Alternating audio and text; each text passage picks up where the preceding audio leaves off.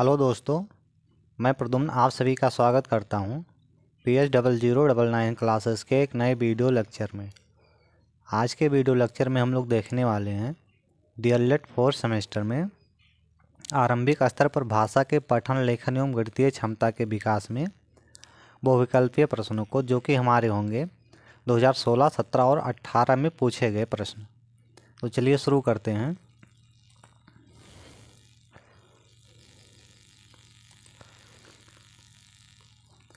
चलिए देखते हैं। सबसे पहले हम लोग देखेंगे चतुर्थ सेमेस्टर में 2016 के प्रश्न पत्र को। क्वेश्चन नंबर 1 हमारा, हिंदी में स्वर होते हैं। ऑप्शन 1 है आपका 10, फिर आपका है 11, 9 और 14। तो अगर हम हिंदी में स्वर की बात करें तो हिंदी में टोटल स्वर आपके होते हैं 11। क्वेश्चन नंबर 2, मनुष्य के उच्चारणोपयोगी अवयव हैं। पहला ऑप्शन आपका है काकल्य, दूसरा आपका है कंठ, तीसरा आपका है दंत, चौथा आपका है उपयुक्त सभी। तो अगर हम बात करें मनुष्य के उच्चारणों उपयोगी अवयव, तो ये आपके सभी होते हैं। ये आपका काकल्य लिखा है, आपका काकल्य होगा, फिर कंठ, दंत, यानी ये सभी हैं। क्वेश्चन नंबर 3, ध्वनि विज्ञान में अध्ययन किया जाता है मानव के मुख से निकली श्वास का। 2 नंबर आपका मानव के मुख से निकली ध्वनि का। 3 नंबर है जीवा तथा अन्य अवयवों द्वारा। 4 नंबर है इनमें से कोई नहीं। तो ध्वनि विज्ञान में जो अध्ययन किया जाता है वो मानव के मुख से निकली ध्वनि का किया जाता है। क्वेश्चन नंबर 4, ओष्ठाकृत के आधार पर स्वर होते हैं। नंबर 1 वृत्ताकार, 2 आवृत्ताकार, 3 1 और 2 दोनों, 4 नंबर है इनमें से कोई नहीं। तो ओष्ठाकृत के आधार पर जो स्वर होते हैं आपके, वो वृत्ताकार स्वर होते हैं और आवृत्ताकार दोनों होते हैं। क्वेश्चन नंबर 5, व्यंजनों के उच्चारण की दृष्टि से बांटा गया है, यानी व्यंजनों को उच्चारण की दृष्टि से कितने भागों में बांटा गया है। तो आपका होता है 3 भागों में। नेक्स्ट क्वेश्चन नंबर 6, ध्वनियों के उच्चारण में होने वाले यंत्र को यानी प्रयत्न कहा जाता है या होता है। यानी कि जो ध्वनियों में उच्चारण होते हैं यंत्र, उसको प्रयत्न कहते हैं या होता है। ऑप्शन नंबर 1 है स्वर तंत्री में कंपन से, दूसरा आपका है श्वास की मात्रा से, तीसरा है जीवा तथा अन्य अवयवों द्वारा, 4 नंबर है उपयुक्त सभी। तो इस प्रश्न का राइट आंसर है आपका उपयुक्त सभी।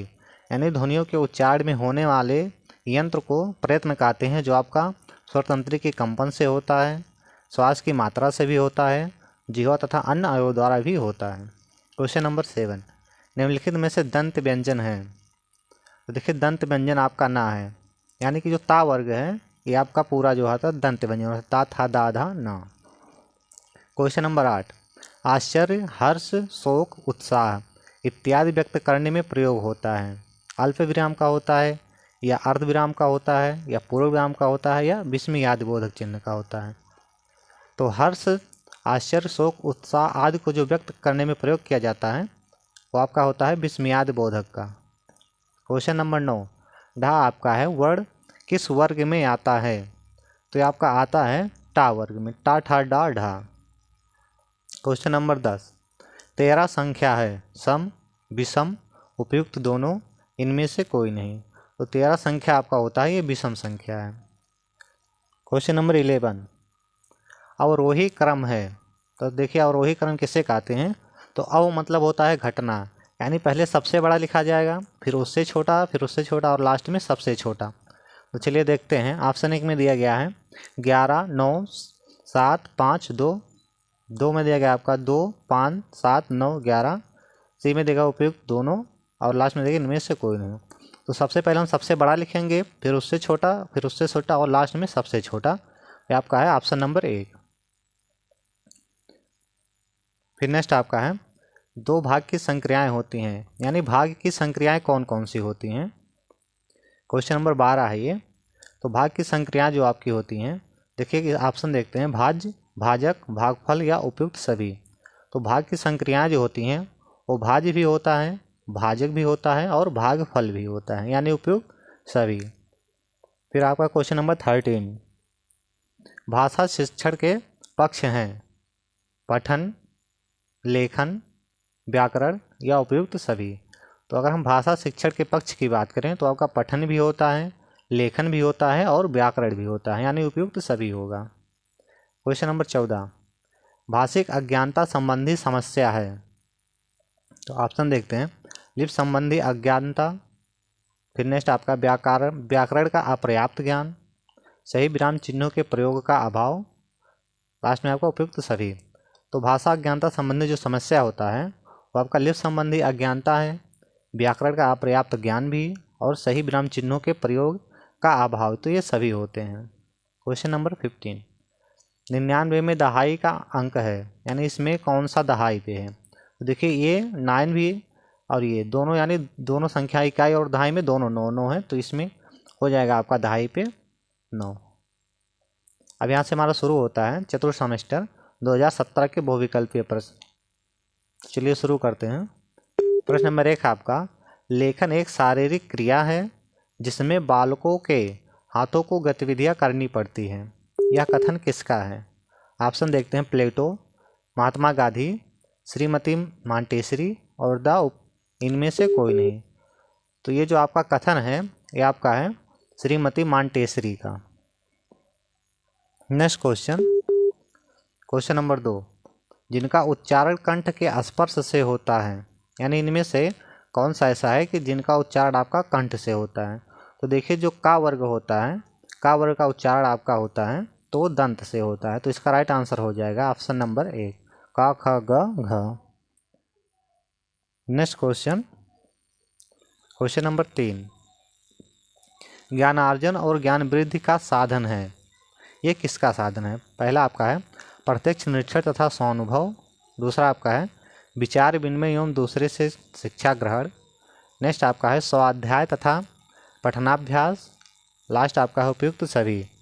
तो जो ज्ञानार्जन और ज्ञान वृद्धि का साधन है वो आपका प्रत्यक्ष निरीक्षण तथा स्वानुभव भी है, फिर आपका है विचार विनिमय एवं दूसरे से शिक्षा ग्रहण, ये भी है, फिर आपका है स्वाध्याय तथा पठनाभ्यास, ये भी है, यानी कि उपयुक्त सभी। क्वेश्चन नंबर 4, विराम संबंधी समस्या का प्रमुख कारण है।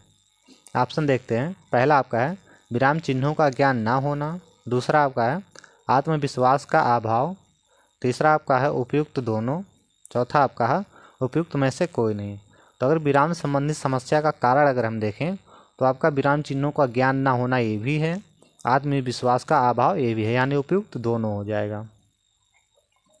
नेक्स्ट आपका है क्वेश्चन नंबर 5, विवृत स्वर है या विवृत स्वर किसे कहते हैं। तो विवृत स्वर आपका होता है आ और ओ, आ और आओ। नेक्स्ट क्वेश्चन नंबर 6, आनंद का पर्यायवाची शब्द है। तो आनंद का पर्यायवाची शब्द क्या होता है। ऑप्शन देखते हैं, मोद, प्रमोद, सुख, उपयुक्त सभी। तो आनंद का पर्यायवाची आपका मोद भी होता है, प्रमोद भी होता है और सुख भी होता है। क्वेश्चन नंबर 7, निम्नलिखित में से कौन सा संयुक्त व्यंजन नहीं है। तो इसमें देखते हैं छा, त्रा, ज्ञा और स्रा, ये आपका ज्ञा है, छा है, त्रा, ज्ञा और इया। तो इसमें देखिए संयुक्त व्यंजन जो आपका है ऑप्शन नंबर 2 ये इया नहीं है, बाकी ये भी आपका संयुक्त व्यंजन है, ये संयुक्त व्यंजन है और ज्ञा भी संयुक्त व्यंजन है। क्वेश्चन नंबर 8, निम्नलिखित में से दीर्घ स्वर हैं, आ, ई या री। तो इसमें से देखिए दीर्घ स्वर जो आपका होता है वो आपका है आ। नेक्स्ट क्वेश्चन नंबर 9, इसके उच्चारण में निचला ओठ ऊपरी दांतों को स्पर्श करता है। बा पहला ऑप्शन है, दूसरा वा, तीसरा आपका है 1 और 2 दोनों, नेक्स्ट आपका इनमें से कोई नहीं। तो देखिए निचला ओठ जो टच होता है आपका होता है आपका वा के उच्चारण में। क्वेश्चन नंबर 10, वाक्य जहाँ बहुत ही कम ठहरना पड़े, यानी वह है वाक्य जहाँ बहुत कम ही ठहरना होता है वहाँ प्रयोग होता है, कौन सा चिन्ह प्रयोग होता है। पूर्ण विराम का, अल्प विराम, दोनों का, इनमें से कोई नहीं। तो इनमें से इसका प्रयोग होगा आपका ये अल्प विराम का प्रयोग होता है जहाँ वाक्य में बहुत कम ठहरना होता है। क्वेश्चन नंबर 11, 43 28 में दहाई वाली संख्या है। तो देखते हैं इसमें इकाई दहाई, तो यहाँ दहाई की संख्या आपका कितना है, 2 है। नेक्स्ट क्वेश्चन नंबर 12, जब आंकड़ों को घटते हुए क्रम में लिखा जाता है तो उसे कहते हैं, आपका है अनंतर क्रम, अवरोही क्रम, आरोही क्रम और नियत क्रम। तो देखिए जब भी हम आंकड़ों को घटते हुए क्रम में लिखेंगे तो आपका होता है अवरोही। अवरोही क्रम में पहले सबसे बड़ी संख्या लिखी जाती है, फिर उससे छोटी संख्या, फिर उससे छोटी संख्या, ऐसे ऐसे करके और लास्ट में सबसे छोटी संख्या लिखी जाती है। नेक्स्ट क्वेश्चन नंबर 13, मूल संख्या में वृद्धि करना, बढ़ाना अथवा योग करना क्या कहलाता है? जोड़ कहलाता है, घटाना, गुणा या भाग? तो मूल संख्याओं में वृद्धि करना या बढ़ाना या योग करना ये आपका जोड़ कहलाता है। क्वेश्चन नंबर 14, किसी भी संख्या के मान होते हैं 1, 2, 3 या 4। तो किसी भी संख्या के दो मान होते हैं, एक आपका स्थानीय मान होता है, दूसरा आपका जातीय मान होता है। क्वेश्चन नंबर 15, जो 15 है, 3 अंकों की सबसे पहली संख्या होती है, यानी 3 अंकों की सबसे पहली संख्या कौन सी होती है? तो 3 अंकों की सबसे पहली संख्या होती है वो आपका होता है 100। अब यहाँ हमारा शुरू होता है BTC 2018 के बहुविकल्पीय प्रश्न। प्रश्न नंबर 1 आपका, वर्णों के सार्थक समूह को कहते हैं शब्द, वाक्य, वर्ग, इनमें से कोई नहीं। तो जो वर्णों का आपका सार्थक समूह होता है उसको हम लोग बोलते हैं वाक्य।